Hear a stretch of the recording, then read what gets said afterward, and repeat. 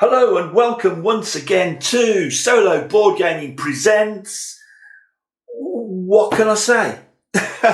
Welcome to the start of our new series, our big double header, where we're going to concentrate on World War I, the first Battle of Britain. Yes, you heard it here, the first Battle of Britain, with two related but very, very different games. We're going to look at, from Strategy and Tactics magazine, the first Battle of Britain. And first of all, we're going to look at Zeppelin Raider by Greg Smith from Compass Games, because this is where it all started. So let me just put this one aside for a moment, and we'll spin over Zeppelin Raider. Now, I've had this game for, I think, since 2019, and I've played it several times. I just recently took the game off the shelf again to give it another go, and it's one of those great narrative experiences typical of Greg Smith and his series of games on submarines, what we're calling the Hunters series, the Hunters, the Hunted, Beneath the Med, and games like that, where you're commanding a submarine on various patrols and attempting to carve out a glorious and successful career. Or you take to the air, again in World War II, for instance in Interceptor Ace or Night Fighter Ace, where you're piloting aircraft against streams of Allied bombers. For this one, we go back to World War I and the start of the German air campaign against Britain, starting in early 1915. And again, it's one of those perfect, solitaire, narrative-driven games where this time, you take a Zeppelin airship of the German Imperial Navy, you crew your ship, and typically 14 to 22 crew on each mission, something like that. And you then try to navigate across the North Sea in all different weathers, hoping that your ship mechanically is going to get you to your destination, and then to try and find a target to bomb, basically using the Mark I eyeball, very rudimentary navigational methods, and hoping that your Zeppelin doesn't get turned into a fireball by the anti-aircraft or by the fighters. And the fighters eventually got better and better at locating and shooting down these monsters, particularly when the use of incendiary bullets began. Terrifying, not only for the people on the ground who were experiencing this kind of terror from the skies for the first time. The British, for propaganda purposes, used to call these Zeppelin raids baby killers. So you can see what kind of emotions this raining terror from the skies onto innocent civilians caused.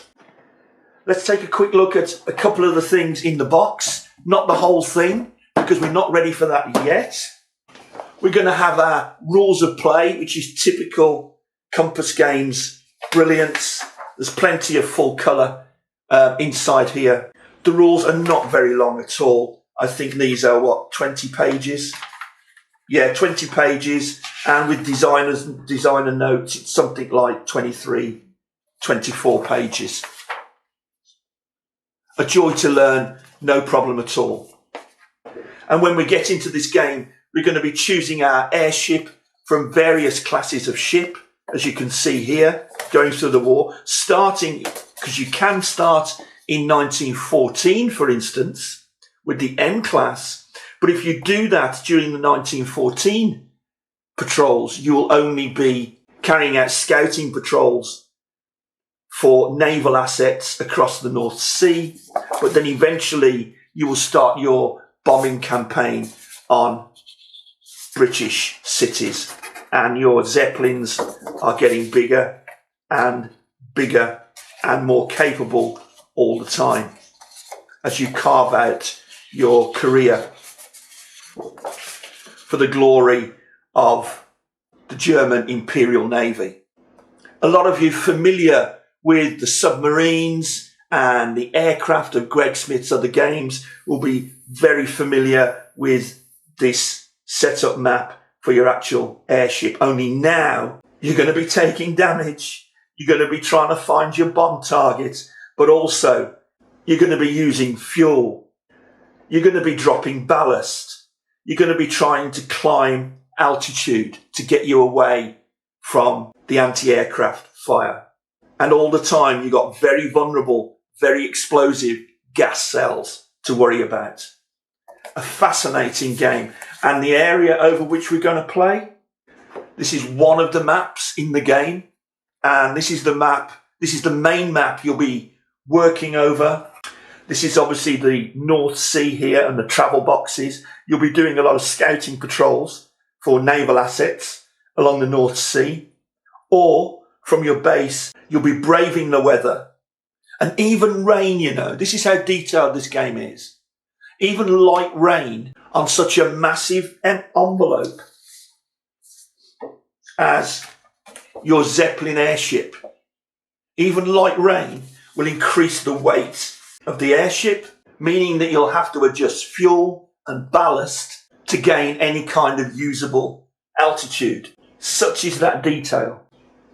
And you'll be tasked with bombing missions over London, the British East Coast ports, and even as far inland as Sheffield and Manchester, Liverpool and Glasgow.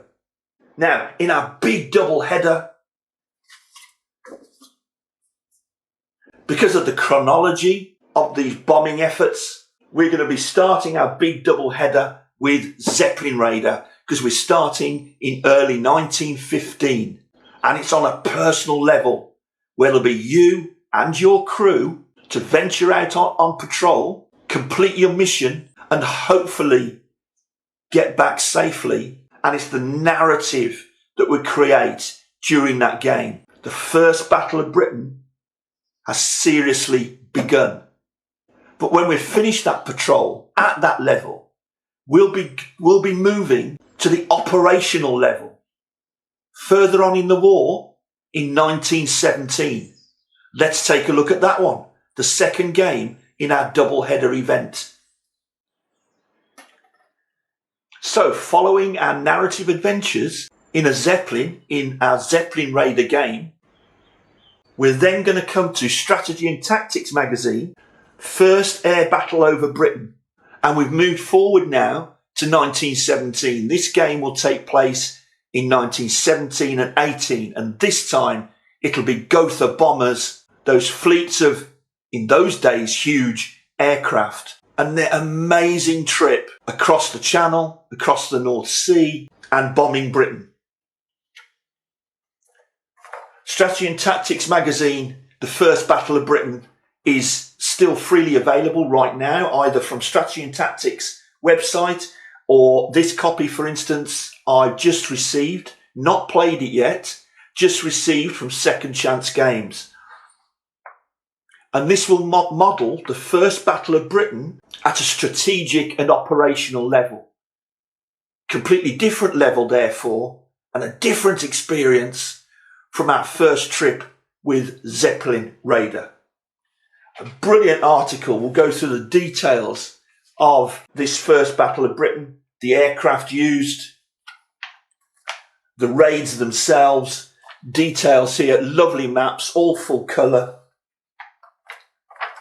The Kaiser's Air Force, Britain takes to the air, the history behind the build-up to this challenging game. Full colour map showing the bases in Germany and Belgium, British raids actually as well on those bases. And then, and this is what a lot of the game is about, a whole chain of early warning sites and airfields with aircraft at constant readiness that was eventually built up across Britain.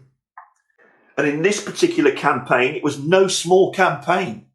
There was something like 3,000 civilian casualties.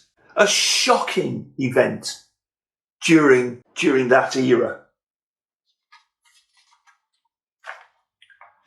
And then we go on to defend Britain. Can we do that? In the game First Battle of Britain, which is actually a 2-player game, but as usual, easily soloable.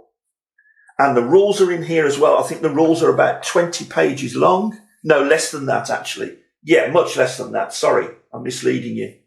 About 15 pages long, but that includes scenarios, designer notes, and optional rules. The actual core rules are about 10 to 12 pages long and explains the counters like so. And with it, we get, and this is why I bought the game, I was so impressed with this, a fantastic map. Let's take a closer look at it. Wow, here it is. It's a paper map. It covers the North Sea, the southeast of England, northern France, Belgium and occupied Belgium. And it's really, really well done with all the major towns. Canterbury, the coastal towns, Ramsgate, Margate, Folkestone, Hastings, Brighton down here, through to the capital, London, obviously, Southend, Colchester and Ipswich, Cambridge, over in the top left. A beautiful map. It's a hex map, so that you can now see the kind of level we're working on. This game is brand new to me, and I'm really looking forward to having a deep dive into the rules so we can do a deep dive, detailed overview and demo of the game in part 2 of our big double-header event, First Battle of Britain. Now, around the map, we've got British flying turns track. You can't see the whole thing, I don't think, but there it is there. We have the German flying turns track here. We have a random event table, a crash and damage table, morale point tracker, expenditure and scoring. The brilliant part about this started late in the war. This starts in around May 1917 and it'll take you through to May 1918. And in that full campaign game, and there are 3 scenarios, but in the full campaign game, it's around 8 to 10 hours of play. So during this time then, there is no way the British were going to knock out the entire German bomber force. The technology simply wasn't there to do that. The Germans, there is no way they're going to bring Britain to her knees with the meagre and fragile resources that they had, as terrifying as these wings of Gotha bombers were to the population. No. Instead, the victory points in this game are based on morale. Because did it affect British morale? Oh yes, it certainly did. All this was so new. It was terrifying. Nobody dreamt at the start of this war that civilians were going to be rushing to shelters or might die in their beds as terror rained from the skies by day and by night. And we continue. There's a turn track here. I think this might be just off camera, but this goes from, as I said, May 17 to May 1918. There's a pursuit table and air-to-air fighting table. There are various fighting factors here on a CRT. There's a factor table here for bombing and strafing. And it's all on the map. And finally, there's a terrain key over there in the top left. So what kind of units are we going to be using to fight this battle? Let's have a quick look at these little beauties here. Now, I wasn't expecting this kind of quality from this kind of magazine game. The whole thing cost me less than 20 quid, less than £20 from Second Chance Games here in the UK. And that includes a big magazine with lots of military history in it. And it includes this brilliant counter sheet here. For instance, the kind of counters we've got. Here are all the German aircraft. We've got Gotha bombers.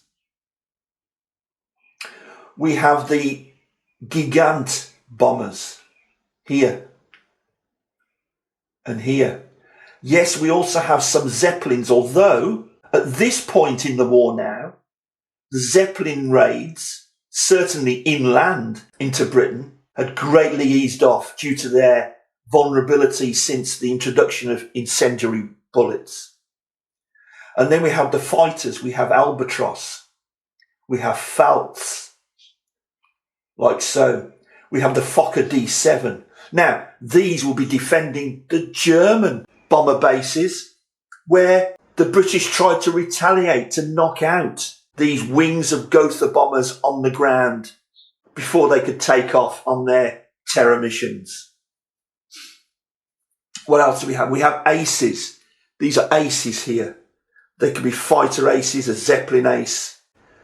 We have bomb damage here. As you can see, these flames and tumbling buildings. We have reconnaissance. These are airfields, air bases. See the hangars here, anti-aircraft, HQs, the same for the British now, over on this side. What aircraft do we have? We have Sopwith Pup, Sopwith Camel, 1.5 strutter, Camel again, Pup, the F2B, the BE2, wow, the SE5, Sopwith Pup, Avro 504, and we have some bombers. We have the Handley Page 0400 here, and I think, have I missed them? We've got a couple of DH4s. Oh, here we go. There's de Havilland there. Okay. We have bases. We have an aircraft carrier. That's CV there, World War I aircraft carrier. We have rudimentary early warning. Now I've seen these big concrete concave dishes that were built to capture the sound of approaching Zeppelins or bombers. We have the HQs, we have early warning, and I don't know what this is, but I can't wait to find out. There's a ship there in dark blue, look, and it says on it United States. Dying to find out what that is. So imagine these counters on the map here. And apparently we build up our air defences slowly throughout the game. We have to decide where to place them to provide the best defence against the Gotha bombers. These guys here, which will be coming across the sea to bomb targets maybe as far as London. And I must say, even while I've been handling this, some of these counters have been started to pop. There you go. Starting to pop out really easily. Fantastic game. So there we are. This has been the trailer for our big double-header event that's going to be taking place over the next 2 weeks. At an individual crew level, we're going to be looking at Zeppelin Raider, because we're going to start in 1915, and we're going to get to 1917, and we're going to take over with strategy and tactics, First Battle of Britain. 2 games very much linked, but completely different style and different level, from eyeball to eyeball to strategic and operational level. And the first up will be Zeppelin Raider, which I'm getting back to the table right now. Please join us for the big double-header event. Thanks for watching. See you soon. Bye-bye.